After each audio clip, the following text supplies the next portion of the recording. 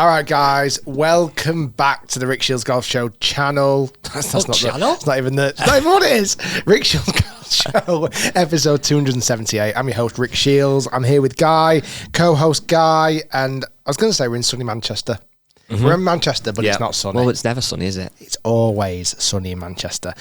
We've had, I would say, quite a hectic 24 hours. We have. And we were hoping today to release a slightly different episode of the Rick Shiels Golf Show podcast with a very, very high-profiled, incredibly popular football player in Harry Kane. Because yesterday, we filmed a video and a podcast with England's top goal scorer, England captain, Bayern Munich striker, who had 36 goals last season in his first year at Bayern Munich, Harry Kane. Yes. That podcast and the video that is accompanying that will be out very, very soon, but just not this week. So we decided to release the podcast the same week as the video because I think it makes more sense. It would have been a tight turnaround as well in terms of the edit, but what a podcast it was to have Harry Kane. And like obviously people listening, some will be massive football fans, some won't be, some are just golfers. But even if you're not a huge football fan, this podcast and this video are amazing because you're right, Rick, not only does Harry Kane have more accolades than you've had hot dinners, he is also an incredible golfer. He's currently off a 4 handicap, but he absolutely bombs it. He has been a 2 handicap, I think, before. And I think 4's fair. Yeah, but doesn't play a great deal. No, I think 4, if he put... He's one of those guys that by the time, I mean, he's only 31. By the time he finally retires, he will put a lot of hard work and effort in. He'll easily get down to scratch. Oh, yeah. But it was a real pleasure, a real honour. He was a wonderful person to spend time with. He really was. I really enjoyed spending time with him yesterday. Like I say, it's a cracking podcast. He tells some really, really good tales, not only about other footballers who play golf, but also a little time when he played golf with a certain Tiger Woods. Incredible. He just dropped that in from nowhere. But like I say, that might be next week's podcast or the week after. We'll let you know in due course. But it was very, very good. We've got some, you know what? I'm really excited about the next few weeks. We obviously try and make great videos and we try our best, everybody. Sometimes it doesn't happen, no. But sometimes we have these spells, which we're actually coming into now, where we have a catalogue building and bubbling in the background and marinating. What's it called when like a wine ages nicely over time? Does it have an actual name? Matures? Matures, yeah, okay. Matures makes it feel a bit like it could be a bit... Out of date. I like the marinating. Yeah. The content is marinating in the content distillery. And the videos we've got, Harry Kane, you've said, you played golf with Harry Kane as a team. So if you watch the Strongman video with Tom Stoltman, very similar vibe, but very different at the same time. Very different. You versus Peter Finch coming very, very soon. Very soon. We've actually got a match on my channel and the match on his channel. So there's going to be some banger content coming. One thing I can say as well, I've watched that video obviously before it's come out, and genuinely now the match in terms of competitiveness is phenomenal. The camaraderie is second to none. So that's gonna be an amazing video. Another video around the corner is you versus 2-time green jacket owner and wearer Bernard Langer. He didn't wear both jackets in the video. No. He did wear a lot of layers because it was freezing cold. But yeah, I've got that video coming out very soon as well. And also some other huge collaboration videos, which will be coming out very, very soon. And next week, I'm flying over to the USA for an incredible collaboration week, which I've still been told is a little bit under wraps at the moment. But it's a great collaboration week where we're going to film banger after banger after banger video, not only for our channel, but for multiple different channels in the YouTube golf universe. I feel like Harry Kane was talking about yesterday, I feel like YouTube golf has really had a huge rise this year in popularity. And I think collaborations, long form content, matches, seeing people kind of play with each other is a real trend at the moment. And we are fully leaning into that trend. Well, what I would like to do though, Rick, is I'd like to take your Harry Kanes, take your Peter Finches, take your Bernard Langer and your America trip, and shove them, because on Friday just gone we had, more important than all those people, we had myself, you and James Robinson battle it out on a rainy and blustery St Anne's Old Links, And what a fun video that was. It was really good. We had this new idea of a format of obviously James being an ex-tour pro who is a superior golfer. He really is. He doesn't practice and play as much as he'd like now, but you know, it's very rare does he shoot anything over par. Myself, who I genuinely right now, I honestly think my game's trending as good as it's ever done. I really feel like I turned the corner after playing an open qualifying. I feel like my game has definitely improved. My putting is the best it's ever been. My driving is mediocre. Iron play is fantastic. Wedge play has definitely improving on an upwards trend. So I've been playing quite nicely. So James started 5 over par. I started level par. And you find self... Sorry, I'd given you a bleep to do there. He's not looking happy. I started 5 under par. You did. So I played okay. You played very nicely. You had a little blip on one hole. Little hustle rocket onto the road, as you do. A little out of bounds on a par 3, Standard. which nobody loves. But you made a great double bogey after that. And is that mine? Is that your phone? And there was lots and lots of action. And we managed. The plan was to play 18 holes, and I feel like it was really coming to a entertaining final 7 holes. It was. You know, I was technically 2 over par. Well, I was 2 over par on the scorecard as well. Your score at the time was even, I think, which is 5 over. And James was 2 over par, was he? Or was he 1 over? I think he was just got back to 1 which over put him par. to 6 over. So it was all going very nicely for the last 6 holes. So you were effectively level par. I was 2 over. James was 6 over.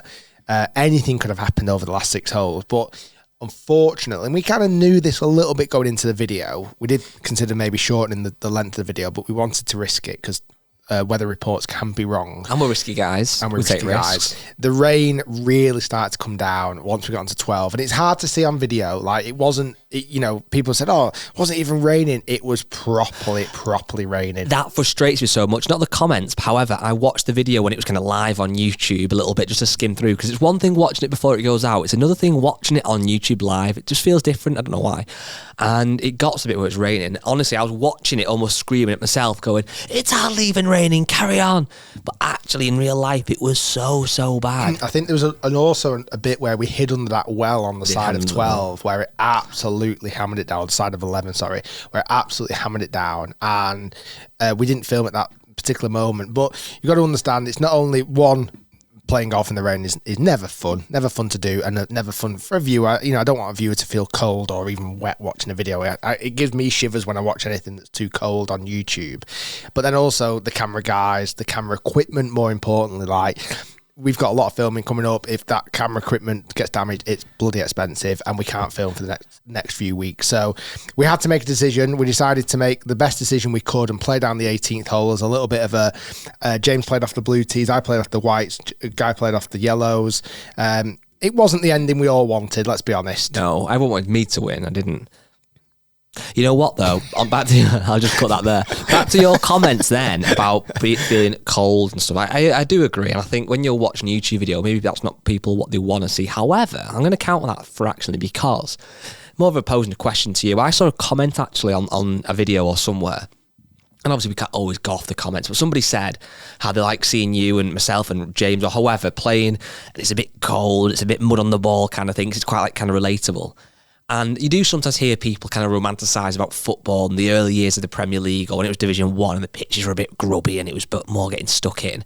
Do you think, and I don't, kind of a loaded question, but do you think there is a danger, quote unquote, of golf YouTube getting too polished and getting too pretty? Do you think people, certainly in the UK, do they want to see a bit more of that relatability and that rawness, or do you think they don't? There'll be a select few that definitely want to see that relatable. No windy. shin pads, big studs. but it's. I know me as a viewer, I sometimes will watch a cold video and feel cold watching it. I don't know. I think it's hard. There's certain situations where I think you can, you know, let's say that we couldn't have filmed that day because it was actually ridiculous. But the very first time we played the old course, I surprised you. That would have been a day where I think it would have been the most relatable video ever, because it was one of those things where you get the first chance to ever play the old course. Everyone dreams of sunshine and sunset, no wind. We played it, the first time we played it, it was absolutely biblical, the weather. Like, the wind was coming in sideways. It was raining so bad. And I think in that situation, I think people would have watched it and gone, that can quite literally happen at the Old Course. Like, that's one of those things. But I mean, we didn't film it anyway, but I'm much more of a bigger fan of, I don't mind relatable golf and actually have bad shots being hit and things like that. I wouldn't massively want to watch loads of golf on holotined greens and hitting off mats. And you want an Emirates with the perfect pitch. I just want it to look nice. I'd rather, because also let's think about this as well. Like, when are you happier genuinely playing golf? In the sunshine with shorts on, or when it's freezing cold with 15 layers on? You know the answer to that one. No 15 layers. But yeah, so I think that kind of comes across a bit as well. I get it. Okay, well, we've actually got a really good show today. We've got loads of good questions from people on the Facebook group. We've got obviously a few good topics. And we've also started to get some really, really, really good emails coming through, Rick, because we've been promoting emails again on the podcast. And if you want to email us, please do. It's podcast@rickshiels.com. We're getting loads, and we read as many as we can. Obviously, we read out a select few on the podcast, and we try and find the best of the best. And I do believe, and I hold my hands up, today you've got two of the best ever emails. Genuinely. Really? Yeah. So, can I guess one of them? Go on. What happened to the Titleist fitting video? No. Oh, is that in today as well? Or? We'll come on to that in a little bit. Oh, great. Okay, this is getting a little bit juicy. Right. So one of the emails goes in as, I'll go with the worst of the two, if you like, 'cause I think they're both really good. But the worst one of the two, it's titled "The Guilt." Hey guys, love the podcast and love the videos. I recently joined a golf club, and as many of you know, it's quite expensive. So I set up a monthly direct debit system that works out about £50 a month. Upon joining the golf club, a lot of members said the reception staff were a little bit hopeless and useless, but I found them very pleasant on arrival and went ahead with joining the golf club. I play every Saturday comp and about 2 or 3 times a week, and I'm making the most of it. It's been around 9 months now, and I've played loads. I recently checked my bank statement to check my accounts, and doing so, I realised the golf club haven't taken out any money for the whole time I've been there. The last words they said to me at the reception 9 months ago was, "We'll sort it all out, don't worry." I did everything asked of me, so really it's on them. I have access, obviously, to all the competitions. I can book on the golf course whenever I want and get all my bar discount like a full-paying member. My question is, what should I do? I don't have the money to pay the amount that I've missed up front, which I'm about 99% sure they would ask me to do, so therefore 9 months of £50 a month. Do I leave it and see how far I can go? I like the golf club, I like the golf course, even though it's boggy in the winter. What should I do? Thanks, guys. The Guilty Golfer. Wow. That's a really tough one. This feels like when you hear those stories in the Daily Mail, when somebody wakes up with 50 grand cash in the bank account, isn't there, and they spend it, and it's like, well, that's not your money. You shouldn't spend it. Is it theft? Yeah, but as he said, he's done everything he can. Has he though? If he tells me he has. It's not, like you say, it's not one of those things where it's 50 grand straight into your bank account. Like, well, that genuinely is like, oh my goodness, like, you know straight away, I don't think I should have that money in my bank account. Fair. For him, he's like... Or her. Could be her. Oh, sorry. Thought you. For them... I think it is a him. I'm just trying to be awkward. For them, it would be... God, it's really tough. Because I'm looking at it from two different sides. Right, let's have you been you've got the hat on as the guilty golfer. So you're the guilty golfer in this moment, Rick. You could be he, they, Shay, whatever they are. Shay, little Shay. What do you do, guilty golfer?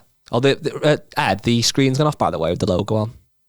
Doesn't massively matter, but I can't see it anyway.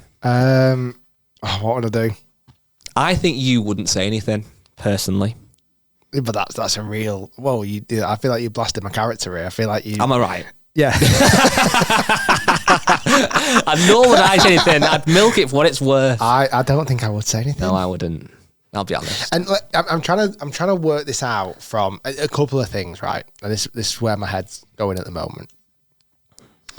Let's say, for example, if it was a gym membership. Correct, yeah. Okay. And it was at a big corporate gym, like a David Lloyd or a Pure Gym or whatever, right? Yeah. Your contribution to that business is less than 0.01%. You're a small fish in a big pond. So for you missing their membership, the business isn't going to suffer, is it? Not one bit. Like, the business isn't going to suffer. Where I find this more challenging is, let's say this golf course isn't a big venue. It's not somewhere like a Belfry, or it's not somewhere like even a Marriott chain. It's a little independent golf club that does everything in its power to survive. It sounds like it gets wet in the winter. It needs every single member to be honest and upfront and trustworthy, and to be able to pay their fees. Their calculations are, we've got 400 members, they pay this much money, this is how much expected income we've got, this is how much expected outcome we're going to have. Therefore, at the end of it, this is how much we've got to spend and invest on the golf club. Yeah. I think if it's in that situation, I would really find it hard to, I find it very difficult to not say something. So in layman's terms, you don't ever walk into a greengrocer and rob a banana. No. But go into Tesco, steal them. Bunch. Yeah. Bunches 2 bunches. Walk out with banana hands. And that's it, innit? Yeah. So it's like, you know, and maybe it is a judgment of character, but I just feel like if it was a little independent golf club that, or like say a shop or a gym or whatever, versus a big corporate monster, I think that kind of makes your decision. Yeah. Let's say, for example, if I was the golf club, this is a different, put a different hat on for a minute. If I was the golf club and they came up to us and said, I'm going to hold my hands up. Yeah. For the last 9 months, you've not charged me. Yeah. I haven't got the money to now pay for that. I'm coming in now so that you can start charging me from this month onwards. Yeah. On the agreement that you don't charge me for the last 9 months, because I've not got that money anymore. Can we shake hands on that deal? And I'm going to continue to be a member and a huge fan of this golf course. I think that would be fair. I think if I was the secretary, I'd go, okay, you know what? You've been honest. Fair play. What about then? Let's just move the goalpost slightly. Somebody off the back of this podcast goes, you know what? I love the Rick Shiels golf show and I want to show my support. I'm going to go onto rickshiels.com and buy Clubhouse Putter head cover. And they get the order one. It comes, the quality's phenomenal. They love it. They get shipped 2. It's just keep it. Rub of the green. Yeah, have it. It is, isn't it? Yeah, fair dues. And it consistent. You've got a consistent message, Rick. It does happen. It's rub of the green. Many times I've ordered things from Amazon, and again, Amazon's a typical example. Like, you order something from Amazon. That's a good point, actually. I would never give it back. No, but they also say keep it. Yeah, they're not even bothered. Fair dues. I've ordered a MacBook and it was the wrong colour. Don't worry, keep that one. Another. We'll just send you another one. Yeah, Tim Cook's got more than enough money. So, and Jeff Bezos has definitely got all the Bezoses, all the billionaires, all the billionaires have got enough money. Very good point, and that is why we want more of your questions getting sent in, because Rick will have an honest and impartial opinion on it. I would like to, though, today, Rick, I'd like to wish a happy birthday to 2 different people. The first person whose birthday is today is your friend and mine, Ben, who actually isn't here for the podcast right now. He's upstairs, but it is his birthday. I believe he's 27 years old. Aussie Ben. Happy birthday to Ben. Arguably, though, more important than Ben's birthday, and sorry, Ben, today, this year, is actually, it makes sense. This year, it is, drum roll please, the 25th birthday of the Pro V1.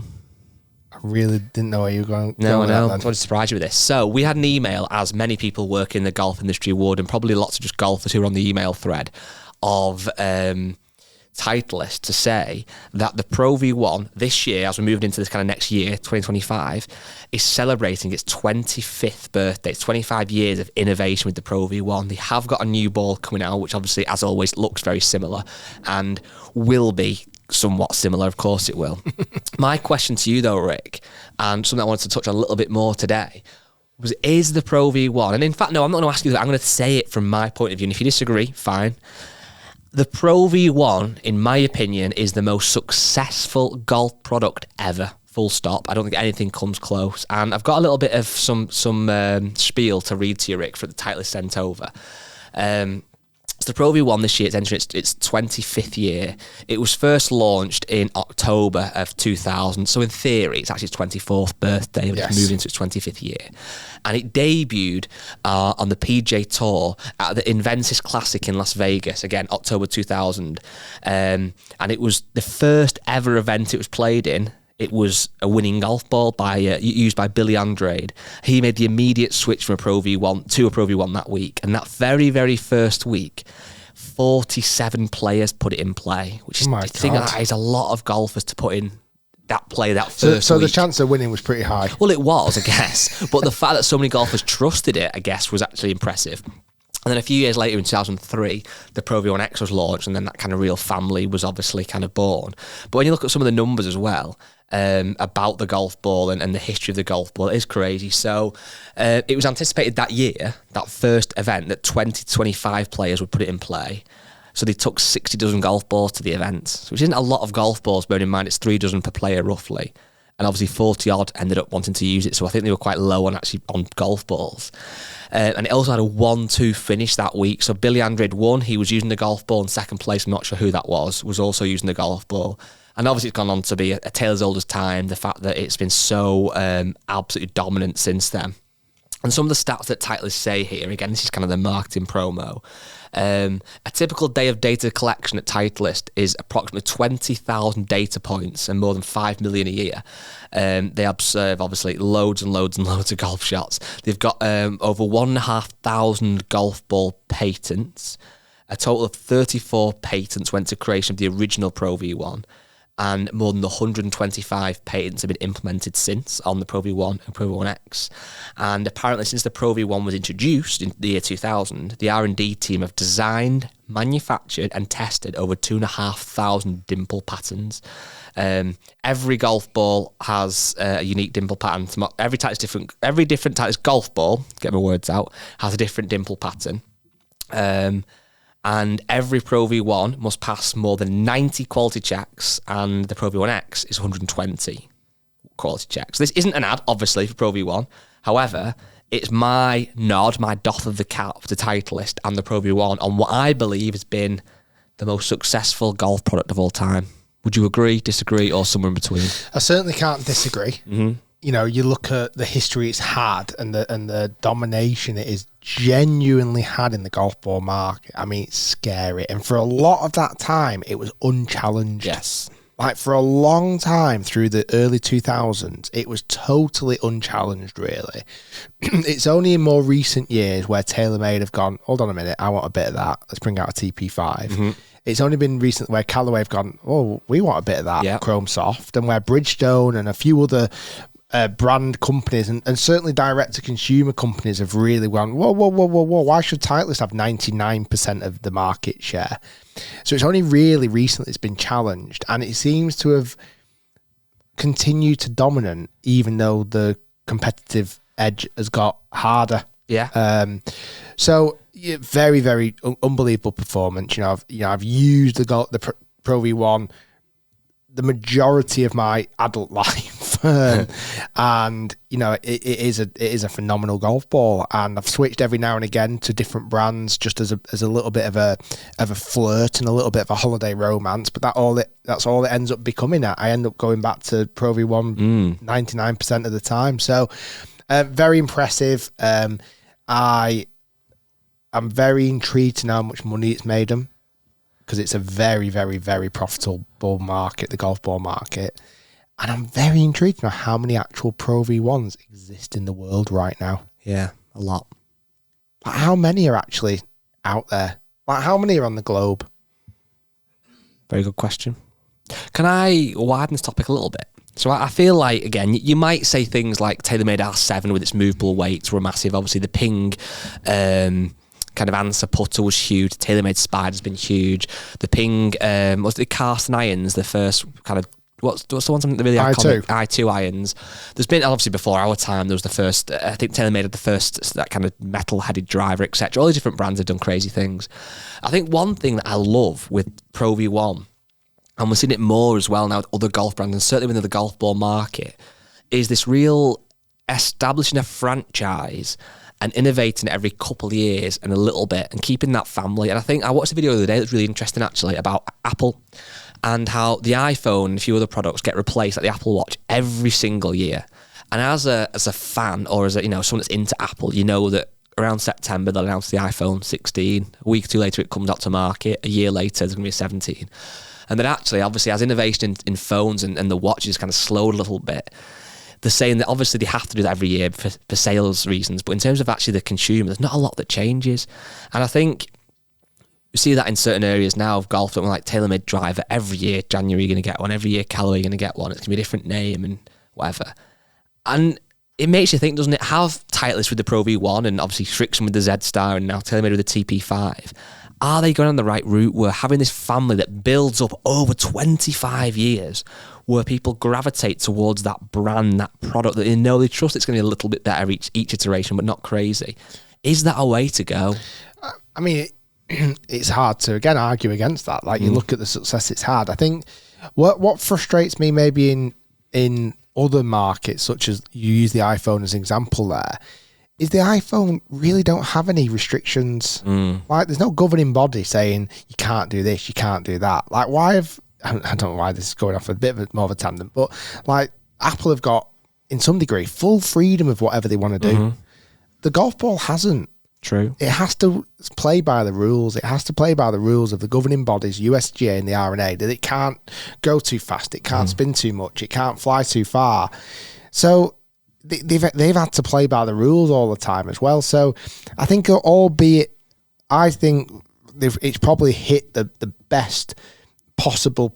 I think it's harder for Titleist. That's what I'm trying to say. I think it's harder for a ball brand to continue to innovate and to push their product forward every 2 years because there's such strict guidelines. Do you think, though, with that being said, that is why, and to your point before, every brand is desperate for that golf ball shirt? Because, silly example, you played yesterday with Harry Kane, and I think he was using this first Stealth drive, wasn't he? Yes. Which stood out to me a little bit because, without being crude, Harry Kane's got more money than most people ever dream of having. He could have any driver he wants and he'd get it for free anyway. And he still had the old Stealth, which was fine. He smashed it. Now, he doesn't need to replace that Stealth driver for the next 5 years if he doesn't want to. But with golf balls, even though brands do still want to innovate, and you're right, there are rules in place that they can't break, we need to constantly be buying golf balls. We lose them, don't we? So it's kind of this repeat purchase that's, once you've got and built a golf ball brand, it's so good because if your consumer likes your brand and your product, unfortunately, they're going to lose them all or they're going to scuff them over time. They'll have to buy more. So I suppose those innovation changes can afford to be smaller because people buy into the branding. There's two things that I read the other day that's the most profitable items in the world. In the world? From what it wasn't, I'm sure it wasn't, it was just something I saw on social media. Can I guess one? Yeah. Bottled water. No. Okay. It'll be obvious when I say it. So golf balls. OnlyFans. Golf balls. Golf balls was one. Wow. Because apparently the price of making one and actually selling one. Now, that might not be factoring in R&D, etc., etc. The other, toilet paper. Because everyone's going to need it, aren't they? Sounds big. More bleeping. Sorry. It's like everyone's going to need both things. Yeah. It's inevitable you're going to lose golf balls. Inevitable you're going to use toilet roll. Yeah. So fair dues. Yeah. If Titleist got into the toilet roll business, Pro V1 roll. Jeez. I'm trying to think of Pro V1. Doesn't quite work. Dimply. Oh. Anyway, on that subject. Yeah, that's great. Well, I've got a couple of questions for you then, Rick, and it's a great one. And we're going to come on Titleist in a little bit. You're going to say that? Okay. We're giving too much praise there. Yeah, okay. Now let's wait for the real criticism later. So Andy Mitten has sent a question in, and they said written a question, and then he's definitely not written it, but he's typed out a question on the Facebook group. Says, have mail order brands or DTC brands changed the dynamic of golf products for the better? I'm thinking Vice, Druids, Seed, etc. So obviously people listening, Vice are golf balls, Druids are clothing, and Seed are golf balls. Vice are now clubs as well, actually. I've recently come back to golf, and with the expense of it all, I found myself leaning towards these brands as a really positive route to offset the cost of the game. So are these brands changing the way that golf is being 100%. Played? And going back to this idea now, like I reckon the people who have been kind of screwed a little bit over on this is probably pro shops. Yeah, true. You look at where do people buy products these days? It's either online, it's D2C, it's Amazon. You can pick up so much stuff from Amazon. It's easy. It comes the next day. You go to a big retail shop like an American Golf or something here in the UK or PGA Superstore in America.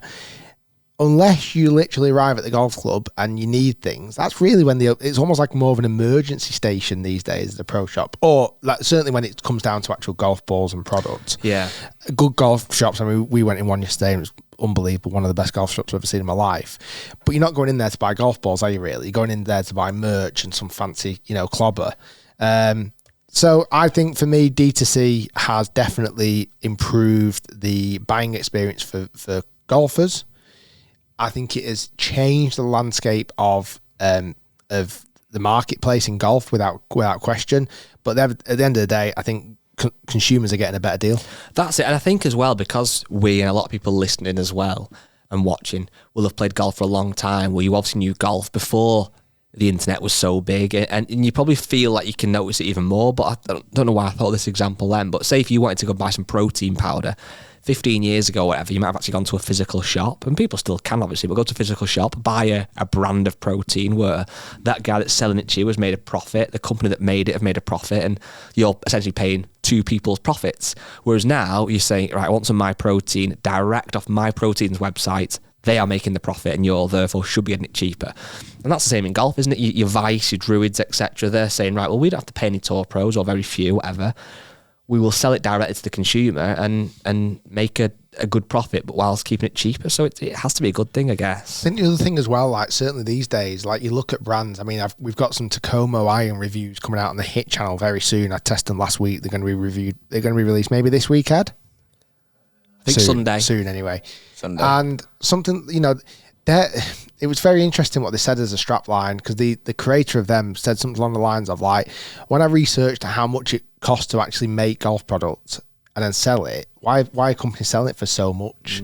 Like, if a set of clubs, for argument's sake, cost, I mean, I don't even know how much they actually, genuinely, if you went to a factory to make these clubs, like, are they 50 quid a set? Yeah, no idea. And like, let's say TaylorMade are selling for £1,200 a set, and Tacoma have come in there and go, well, why don't we sell it for like £600 or £400? But my argument in that video, and I don't want to spoil the kind of ending of it, you've got to look at, again, Titleist, Callaway, Ping, TaylorMade, other brands as well, high profile brands. The amount of money they spend in R&D is ridiculous, isn't it? Oh yeah. And the other thing that they've done as well, they've decided to spend a lot of money on tour sponsorship. TaylorMade pay some of the biggest athletes in the world. Like, Tiger Woods isn't cheap to sponsor. Rory McIlroy isn't cheap. Scott Scheffler isn't cheap to sponsor. But they do that because it's in their strategy. And therefore, unfortunately, that cost ends up bleeding into the product, and therefore consumers end up paying more money because, one, it's a luxury product that they want. Two, the brand has spent more money on that product. Where things like more D2C, like Tacoma, Vice, etc., they're not paying tour pros. No. They're not paying maybe as much on R&D. Not saying they don't do any, but they're not doing as much. Therefore, they can cut the bottom line price out and sell it cheaper to the consumer. I wonder though if, and this might sound crazy, is if, let's just use, I was thinking of a brand then. Anyway, it doesn't matter. Let's just say you're thinking of a TaylorMade, and so yeah, a Tacoma. Obviously, if Tacoma are making golf clubs that are cheaper that still perform very well, in theory, that will take, you think, some customer away from TaylorMade. People might go, actually, I can buy a set of golf clubs at half the price that perform just as good. I'm going to buy those instead, and that can somewhat hurt TaylorMade. But then actually as well, do these cheaper brands actually elevate the brand of TaylorMade? Because let's be honest, there's going to be loads of people out there who go, right, okay, I can buy TaylorMade at 1,200 quid, or I can buy Tacoma at 600 quid. I want the TaylorMade. I want that status symbol. Of course, people do. do. And I suppose actually it kind of builds that brand to some degree. So it's kind of like, it doesn't feel like anyone's losing. People are winning, really. It's the consumer that's getting more choice.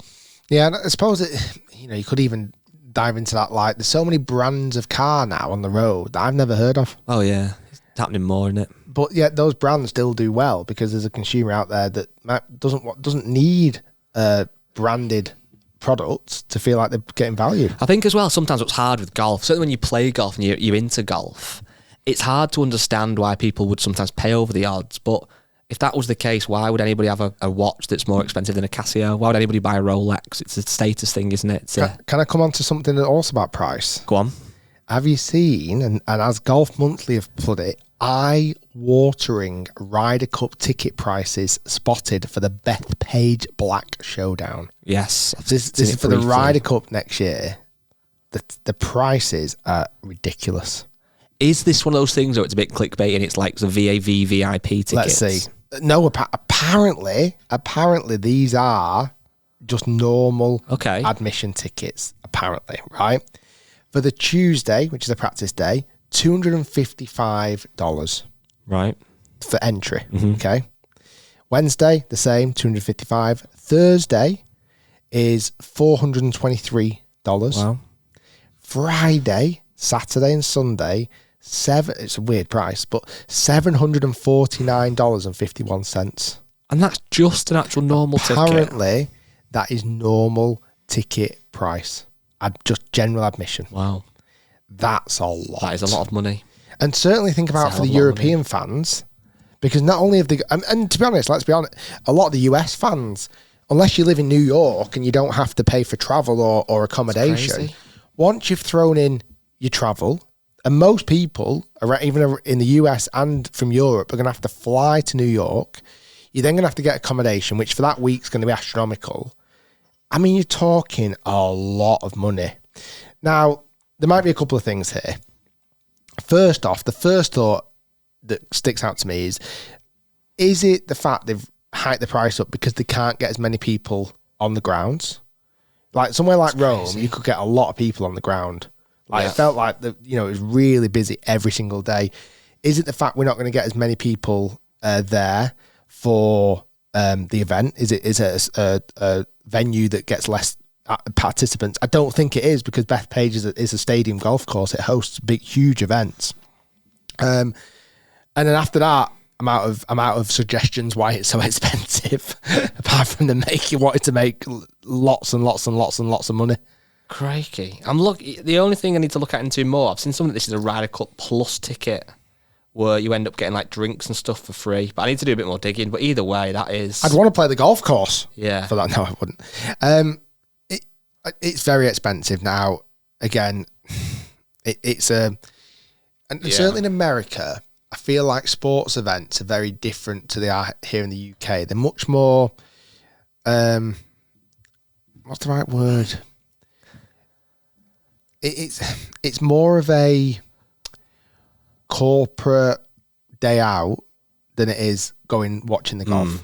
Like watching the Ryder Cup is very different to Barbara and Ken, who are 70-year-old. I was going to say Barbie and Ken. Barbara and Ken, who are 70-year-old, who pack the picnic and go and sit in the grandstand at the Open for 8 hours and watch every single golfer come through. Like the Ryder Cup is a very different atmosphere. It's very, very corporate. There's lots of hospitality. I've been very fortunate to be in that hospitality, and don't get me wrong, it's wonderful. But for general admission, you are a golf fan, a die-hard golf fan, you love the Ryder Cup, no one's paying $750 just to go and, because for that, like I say, it depends on if you get drinks and all this and the other, but you still got to queue up for the merch tent. You've still got to, and you'll spend a few $100 in the merch tent. You'll spend plenty on alcohol or beverages or food or etc. It's a very, very, very, very, very expensive day out. It is. You're also not going for just one day. If you're going to come from Europe, you're going to do 2 days. Of course you are. Yeah, of course you are. Now, is the other? Sorry, that was the other thought. Is this a strategy to almost ballot people out? Like to some degree, when you hike up the price, obviously more people go, well, actually, it's not for me, and therefore you kind of limit how many people apply. But I'd rather ballot it, make it more reasonably priced, and actually just ballot it like the Masters do, or like the Open does. And listen, every sporting event is expensive now, but that's really expensive. I think the worrying thing is, and again, it's wrong if that is the price. Sorry, last point on this. You don't watch a lot of bloody golf at the Ryder Cup. I think like it's even on the final day, you're watching 24 golfers. Yeah, I think if that is I'm going to have to do a bit more digging, but if that is the price, that is extortionate and it's wrong. However, what I would say, and it's not in their defence, but it's just business, they will have done a lot of research to understand if people will pay that. And they're obviously going to charge it so that they'll get it's like the Oasis tickets and stuff have been absolute fortune, but people are paying it. So they will think, right, we can charge whatever it is, loads and loads and loads and loads of money. People will pay it, therefore we make a load of money, which is wrong ethically and morally. It's not great, but it's business. So stay at home, watch it on Sky Sports. That's what I'll be doing. Okay, so are we doing Titleist in this one, or do you want to do it in the clubhouse on Friday? Well, I wasn't really going to say a great deal. All right, okay, that's fine. Just say it now then. So obviously there's been lots of questions around this mysterious Titleist fitting video that got deleted, and I have addressed it. We put a video out last week on the Hit channel where I was answering some of your most asked questions. One of the most asked questions was the Titleist video that got deleted. I gave a full response in there. It was about 10 minutes, my response. If you want to check it out, link in the description below. It's on the Hit channel. But long story short, there's certainly no hard feelings. Titleist didn't ask me to delete the video. It's my choice for reasons that I explained in that video, and hopefully it kind of makes sense. And, you know, overall, it was a really solid fitting. I got fit for the product. I came back here to my studio, tested the products like I normally do, where I feel more comfortable to do so. So thanks to everyone for the wonderful messages around the response. Obviously, I know there was a lot of questions about the kind of about the Titleist fitting video, and hopefully now it's kind of cleared up a few speculations, let's say, that was incorrect. Yeah, very good. Well, I have got another amazing question, but I think I'm going to be a little bit annoying and wait till Friday to ask it to you, Rick. Ooh. Which people listening are going to go, oh, that's so annoying. I'm sorry, but it's a little bit of it'll make it be worth the wait, I think. It's a good one. We've got some, I've just looked on Facebook now, we've got some absolutely amazing questions. We've got loads for Friday. So let's fly through. Oh, do some now? No. Oh, from Fridays? Yeah, okay. I will see you on Friday then, Rick. Okay. I'll see you guys. See you then. Are you going to be there, Ed? Yeah. Okay, thanks. Don't be late. See you.